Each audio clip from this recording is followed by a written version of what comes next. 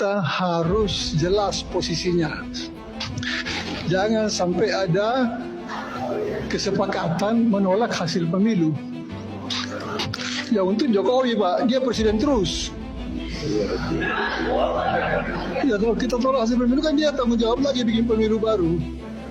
Kita harus menuntut kejahatan kecurangan itu dibongkar semua, kembalikan angka-angka itu ke hasil C1 itu. Pertanyaan saya yang kedua, ini juga perlu dicatat oleh para wartawan. Saya itu mempertanyakan, apakah 02 dalam hal ini Pak Prabowo rela menjadi pemenang sebagai hasil kecurangan gitu loh. Apakah seperti itu moralitas beliau? Saya kira tidak. Jadi kita menghimbau Pak Prabowo sendiri, termasuk partainya. Ini partainya kan termasuk partai yang tersandra ini, masih oke lah.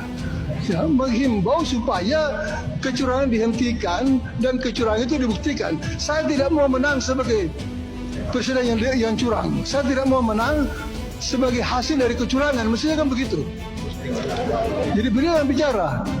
Kita menghimbau begitu. Mesti kan banyak teman-temannya di sini ini. Beritahu itu Pak Prabowo, jangan mau menjadi korban. Karena begini, kecurangan yang berjalan sekarang itu kan persis sama dengan kecurangan tahun 2019 yang mengorbankan Prabowo. Masa dia sampai hati menang juga dengan cara yang curang seperti dia dicurangi dahulu. Dia tak peduli, Bro. Dia tak peduli.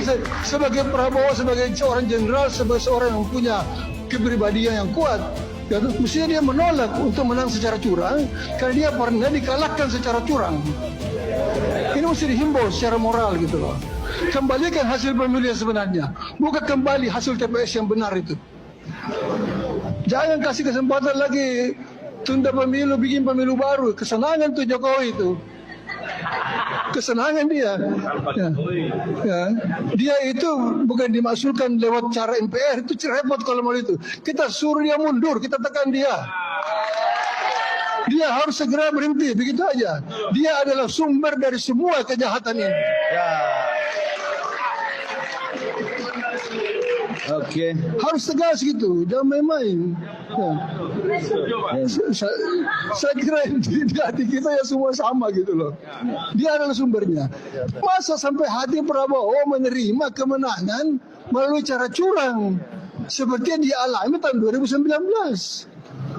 Jadi justru Prabowo yang protes ini. Saya tidak mau menang dengan kecurangan.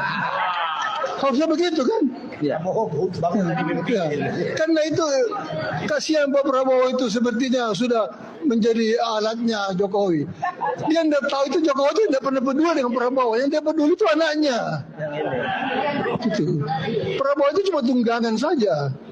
Itu harus disadarkan semua kawan-kawan ini. Jangan sampai kita salah paham gitu. Seolah-olah itu betul-betul Jokowi itu berusaha dengan segala cara supaya Prabowo jadi presiden. Bukan itu tujuannya, Pak.